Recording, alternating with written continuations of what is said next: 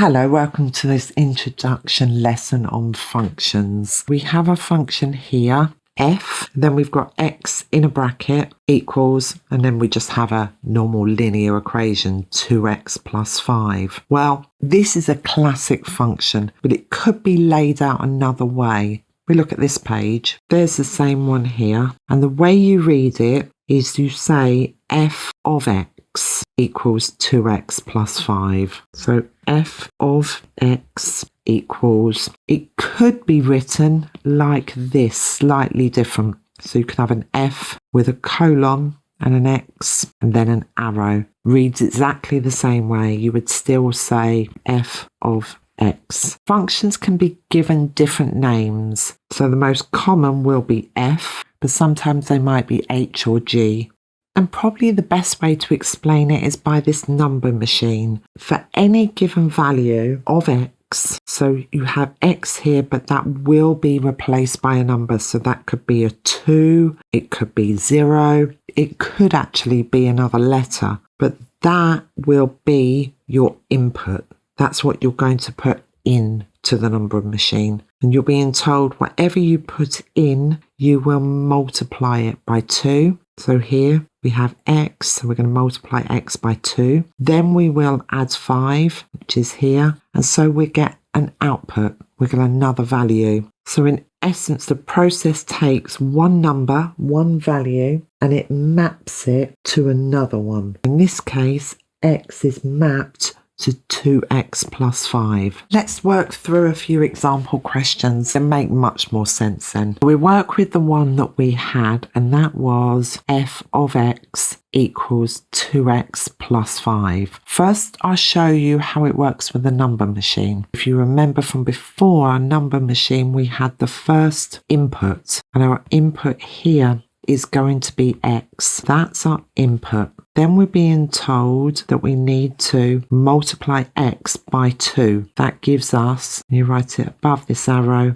so you write 2x. Then what we need to do is we need to add 5, draw another box, you go plus 5, and then your output will be 2x plus 5. Now what we do is we actually work with a number. So we had this, which was our f of x equals 2x plus 5. Well, the type of question you will have will be work out the value of f of 4. So what you're going to do, instead of writing f of x, you're going to write f of 4. And then wherever there is an x term, you'll replace it with the 4. So you will rewrite that function as f of 4 equals 2, and wherever there is the x, you're going to replace it with a 4. Because we're multiplying here, you replace the letter with a bracket. And so we put a bracket there, put the number 4 plus 5, then you will calculate that,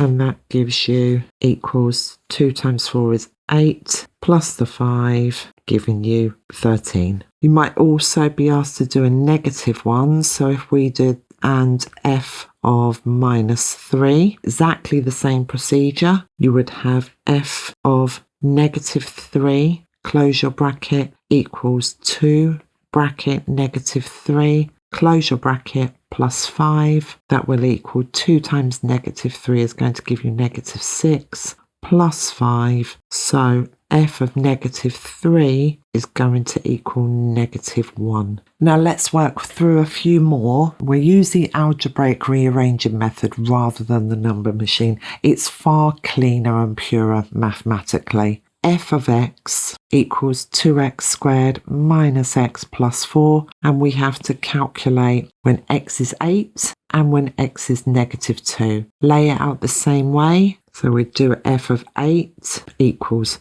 2. Now we have an x squared, you see here. So we're going to replace the x with a bracket, and we put the 8 in there. Close the bracket, the squared goes on the outside. We're minus again, we have an x. So I pop the bracket there. We don't actually need it, but it does look cleaner because the reason I say we don't need it, it's a positive value, but we will when it comes to a negative value, and plus 4. We're going to square this 8. So we have 2 times 8 eighths is 64. Minus, now I can remove that bracket and just write 8 plus 4.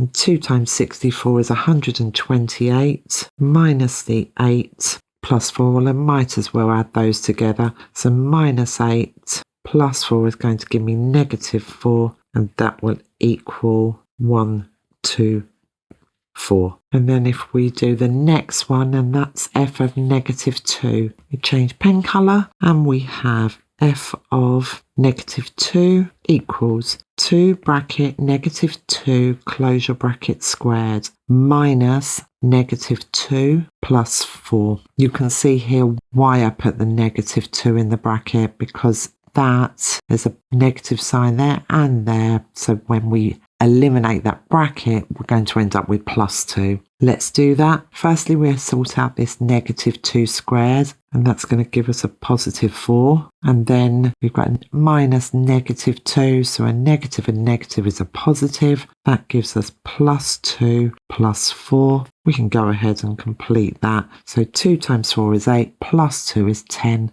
Plus the 4 is 14. It's not too complicated, is it? It's just once you actually practice a few, and I'd say if it's your first time doing functions, practice about 10 or 15 just to get into the habit. Let's do a few more, especially with different letters, so you get used to working with different function names. This one, g of x equals 30 over root x plus 1. And they want us to calculate g of 24. So x will be 24. Same as before, you write it out, g bracket, you put the value of x in there, which was 24, equals, we have 30 divided by root. Now here we have an x term. I should put it in bracket, but I can pretty much see it's positive, it's fine. It's going to be 24 plus 1. So 24 plus 1, that's going to give us 30 over the square root of 25, and we can see what that's going to do. That's going to be 30 divided by 5, which equals 6. And the last one, let's try, this is in the different format. You remember from before, here it is where you can have it either written as f of x, like here,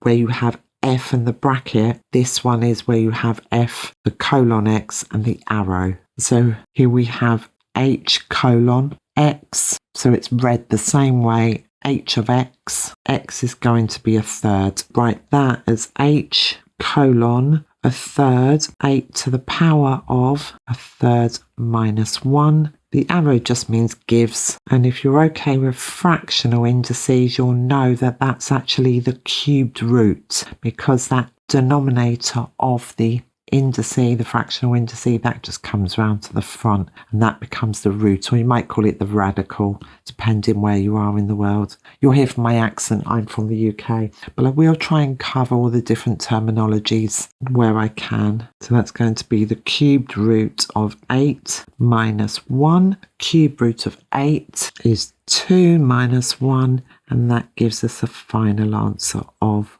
1. And there we are. That should be about everything. Thank you so much for watching.